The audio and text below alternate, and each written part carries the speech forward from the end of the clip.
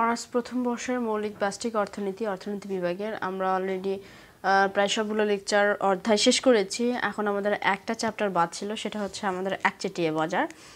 এই একচেটিয়া বাজার নিয়ে আমরা এখন আলোচনা করব। এই অধ্যায়টা শেষ করলে আমাদের মোটামুটি মৌলিক ব্যষ্টিক অর্থনীতি পুরো বইটা শেষ। যারা আগের লেকচারগুলো দেখোনি তারা আমি আই বাটনে প্লেলিস্টের লিঙ্কটা দিয়ে দিব। প্রথমে যে পাবা আই বাটনে ক্লিক করলে সেখানে তোমরা সরাসরি প্লেলিস্টে যেতে পারো, অথবা ডিসক্রিপশনে মৌলিক ব্যষ্টিক অর্থনীতি প্লেলিস্টটা দেওয়া আছে।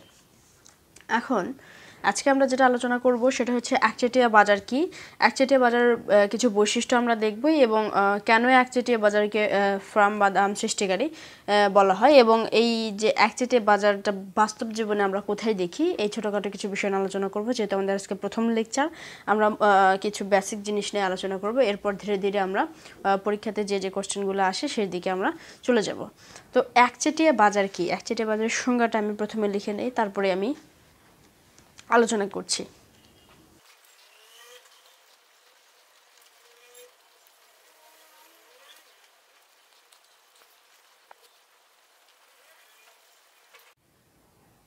এখানে একচেটিয়া বাজারে যে সংজ্ঞাটা দেওয়া হয়েছে সেটা হচ্ছে যে বাজারে একটি মাত্র ফার্ম বা উৎপাদনকারী প্রতিষ্ঠান বা বিক্রেতা পণ্যের যোগান নিয়ন্ত্রণ করে। অর্থাৎ একটি ফার্ম থাকবে বা একটা উৎপাদনকারী প্রতিষ্ঠান বা একজন বিক্রেতা, সংক্ষেপে আমরা বলতে পারি যে একজন দোকানদার থাকবে। মনে রাখার স্বার্থে যে একজন দোকানদার পণ্যের যোগান নিয়ন্ত্রণ করে এবং যেটি এমন পণ্য উৎপাদন করে যার কোনো নিকটতম বিকল্প থাকে না, তাকে একচেটিয়া বাজার বলে। এটা হচ্ছে বইয়ের সংজ্ঞা। আমরা যদি আমাদের বাস্তব লাইফে একচেটিয়া দেখতে পারি, তাহলে একচেটিয়া ব্যবসাগুলোর প্রতিষ্ঠান করে, যেমন কোনো জাহাজ উৎপাদন করছে এরকম কোনো প্রতিষ্ঠান। আচ্ছা, স্বাভাবিকভাবে বলতে পারি যে ধরো আমরা কোনো বাজারে যাচ্ছি, ধরো সবজি বাজার, আমরা কোনো সবজি বাজারে যদি যাই, তো সবজি বাজারে সাধারণভাবে অনেক দোকান থাকে। ধরলাম এখানে অনেকগুলো দোকান রয়েছে, সবজি বাজারে আলু, পটল, বেগুন এগুলোতে পাওয়া যাবে। তো এগুলা প্রত্যেকটা দোকানেই রয়েছে, এবং এগুলো হচ্ছে, তাহলে আলু, বেগুন, পটল এগুলো হচ্ছে পূর্ণ প্রতিযোগিতামূলক বাজার আমরা বলতে পারি। কারণ এগুলাকে নির্দিষ্ট দামে বিক্রি হয়। কারণ এখানে এই দোকানদার, ধরো এটা 1 নম্বর দোকানদার, এই দোকানদার ধরো আলুর কেজি তোমার থেকে যদি 25 টাকা চায়, এ যদি তোমার থেকে 22 মানে বেশি চাইলে 25 টাকা, আর ইউজুয়ালি কেজি যাচ্ছে ধরো 22 টাকা কেজি, তাহলে 25 টাকাতে কিন্তু তুমি কিনবে না, তুমি দাম দর করবে, 22 টাকা দিতে রাজি হবে, কিন্তু তখন দোকানদার তোমাকে এটা দিতে রাজি হবে। অর্থাৎ তুমি এখানে দাম দর করার একটা সুযোগ পাচ্ছ, এবং এই দোকান থেকে না নিলে তোমার কাছে অনেক অপশন রয়েছে, বিভিন্ন দোকান থেকে তুমি এই আলু, পটল, বেগুন নিতে পারো। এখন এই সবজি বাজারে ধরো একজন দোকানদার আসলো, এই দোকানদারটা নতুন একটা সবজি ধরো নিয়ে আসছে, কোনো একটা নতুন সবজি, সেই সবজিটার নাম আমরা ধরলাম এক্স, একটা নতুন সবজি। এই সবজিটা কিন্তু কারো কাছে নেই, শুধুমাত্র এই একটা দোকানদার এই সবজিটা নিয়ে আসছে এবং একাই ধরো উৎপাদন করে।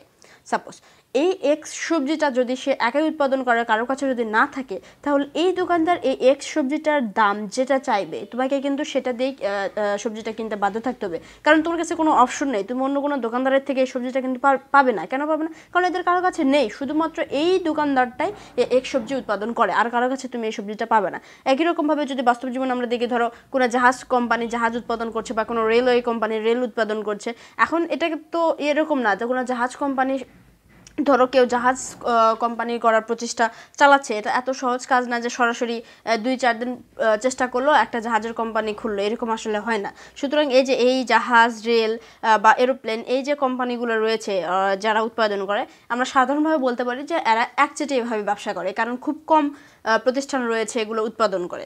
তো সাধারণভাবে একচেটিয়া বাজার বলতে আসলে সেই বাজারকে বোঝানো হয় যেখানে একজন মাত্র দোকানদার থাকে, একজন মাত্র ফার্ম বা একজন মাত্র প্রতিষ্ঠান থাকে, সে ওই পণ্যটা একাই উৎপাদন করে, নিকটতম কোনো প্রতিদ্বন্দ্বী থাকে না, এবং সেই পণ্যটার কোনো বিকল্পও থাকে না। সাধারণভাবে যেটা আমি বললাম, যে সবজি বাজারটা বুঝিয়ে দিলাম, যে এক্স যে পণ্যটা রয়েছে এটা হচ্ছে নতুন পণ্য, এবং এই পণ্যটা এই দোকানদার ছাড়া আর অন্য কোনো দোকানদারের কাছে নেই। সুতরাং এটাকে আমরা একচেটিয়া বাজার এভাবে ব্যাখ্যা করতে পারি।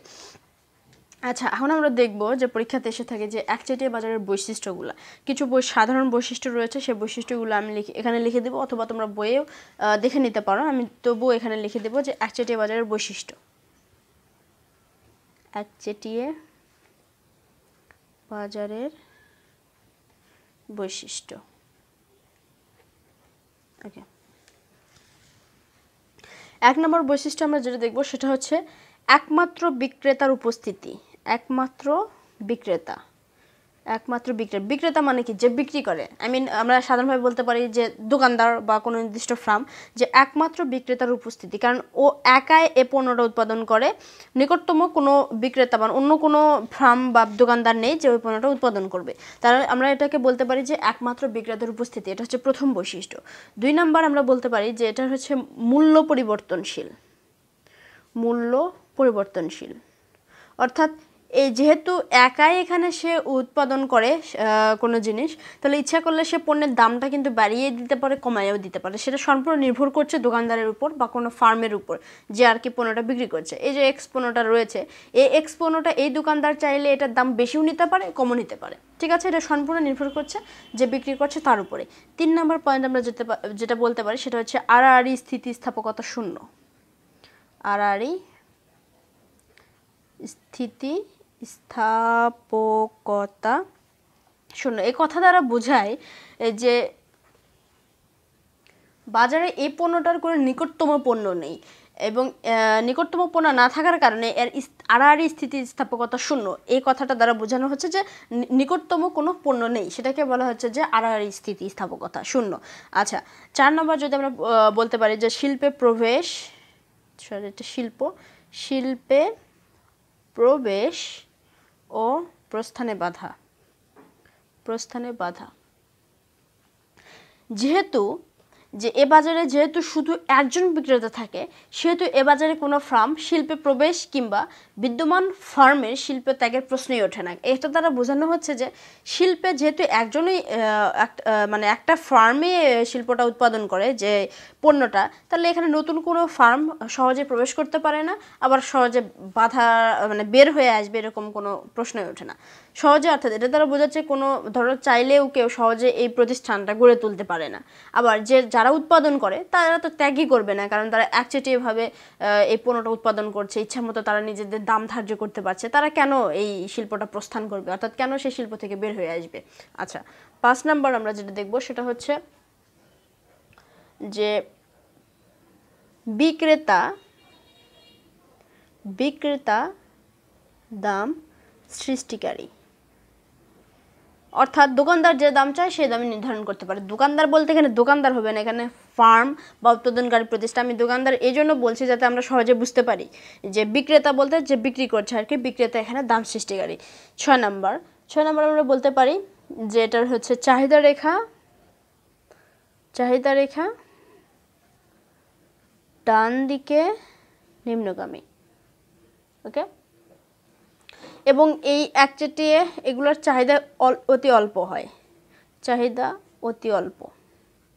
এই পণ্যগুলোর চাহিদা কি হয়? অতি অল্প হয়। এই 7টা আমি বৈশিষ্ট্য এখানে দিয়েছি, তোমরা বই দেখে চাইলে আরও কিছু বৈশিষ্ট্য এখানে অ্যাড করতে পারো। এবং প্রশ্নটা কিন্তু বিভিন্ন সময়ে সালে এসেছে। আমি যখন এই অধ্যায় শেষে দেখাবো যে কী কী প্রশ্ন সালে এসেছে, কোন সালে এসেছে, তখন তোমরা দেখতে পারবা যে একচেটিয়া বাজারের বৈশিষ্ট্য এই কোশ্চেনটা সালে এসেছে। এবং মোস্ট ইম্পর্টেন্টলি এরপরে যে কোশ্চেনটা রয়েছে সেটা হচ্ছে একচেটিয়া বাজারের ফার্ম দাম সৃষ্টিকারী বা বিক্রেতা দাম গ্রহীতা কেন বলা হয়। অর্থাৎ আমি এখানে দেখতে পারি যে একচেটিয়া বাজারে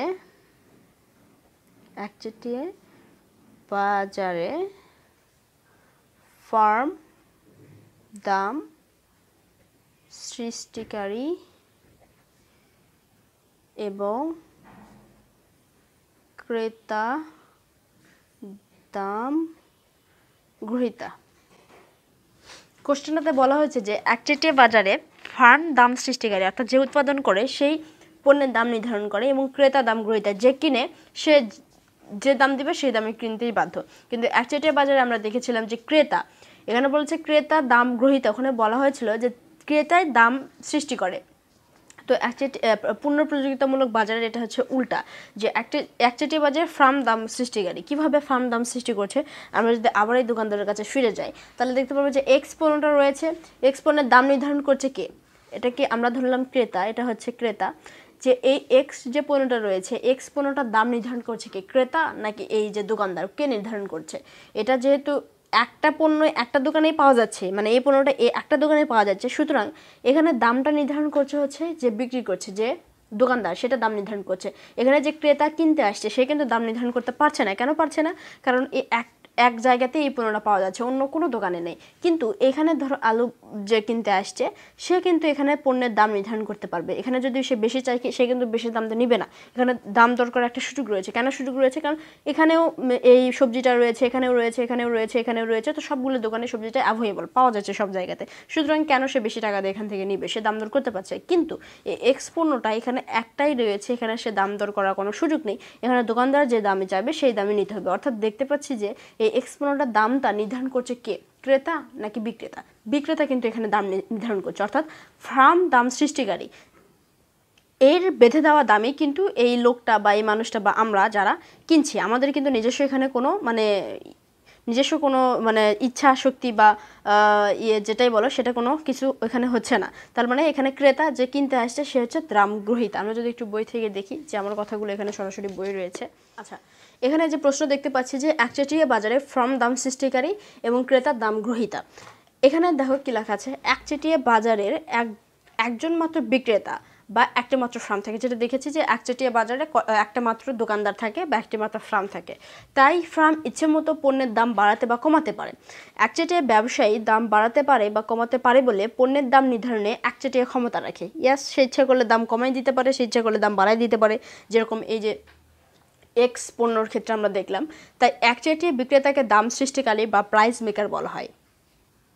তারপরে বলেছে একচেটিয়া বাজারে বহু সংখ্যক ক্রেতা থাকে, কিন্তু ক্রেতাদের দর কষাকষি করার কোনো ক্ষমতা থাকে না।